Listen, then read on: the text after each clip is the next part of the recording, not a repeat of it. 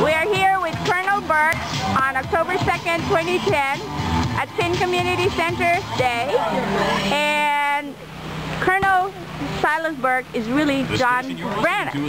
Could you tell us about John Branna and Colonel SilasBurke? Good afternoon. I'm Colonel SilasBurke, aka John Branna. I'm in my fun time, I'm Vice President of the Burke Historical Society and Vice President of the Fairfax Station Railroad Museum. At the Burke Historical Society, our purpose is to encourage and inform people of the history of this community that dates back to colonial days when SilasBurke came in and helped to establish the Fairfax, helped to establish the Orange and Alexandria Railroad for donations of land. The man was very influential in the county, and actually at the time of his death in 1854 was the top-ranked individual in the county, being a county judge, a superintendent of schools, and also president of the Fairfax Agricultural Society.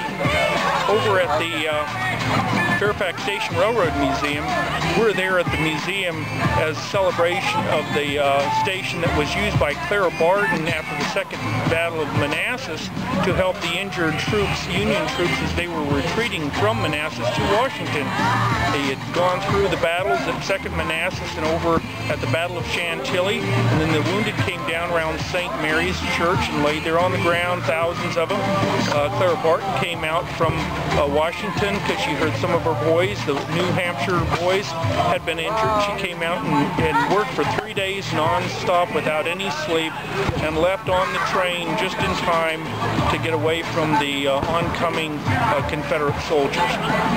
The Fairfax Station Railroad Museum, we encourage people to come over. It's open Sunday afternoons from 1 to 4.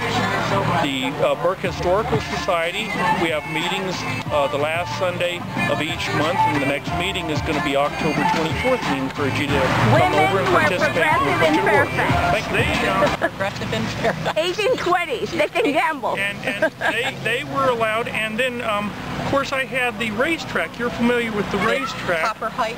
And we had Copper Height Hotel and the racetrack. Right, and the women would gamble on the horses and everything else. Oh. And then we had jousting, and jousting was actually in just the recent years, starting about a few years ago in the 1850s, jousting became the big thing in Virginia. I didn't know that we had jousting in Virginia. Yes, they dress up like knights, and they'd be the knights of this and that and everything else, and compete. The Knights of Leesburg. And did they do that at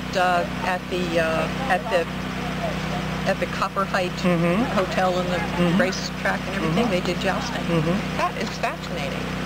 So there's a lot of different things we had going on. Very interesting. Wouldn't it be fascinating to be able to go back and see what things were like during those days? Actually, it was a thriving community. Burke was a thriving community. And Alexandria was a much bigger place than Washington, and a very thriving.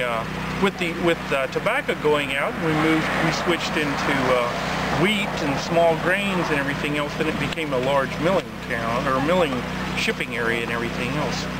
A lot of the mills, Potomac mills there, So why did you buy guano, Colonel SilasBurke? You left it when you died.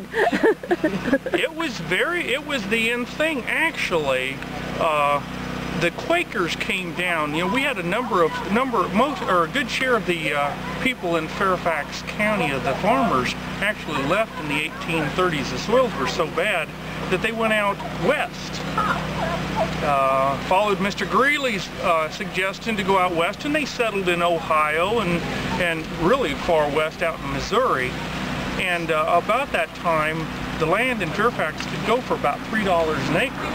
So the Quakers of New Jersey and New York got wind of this. It was advertised in the Albany paper and all, and they came down and bought up the land. The Quakers, and hence Quaker Lane. Other notorious people came in. You're familiar with Bailey's Crossroads.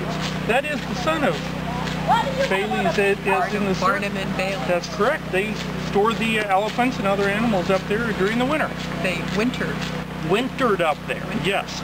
But the Quakers came down here and brought some strange different things, ideas in terms of rotating crops and deep tillage and everything else, and using guano.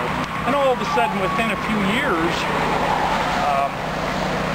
Fairfax County was one of the top producers, and actually for a number of years was the top dairy state, or dairy county in the state.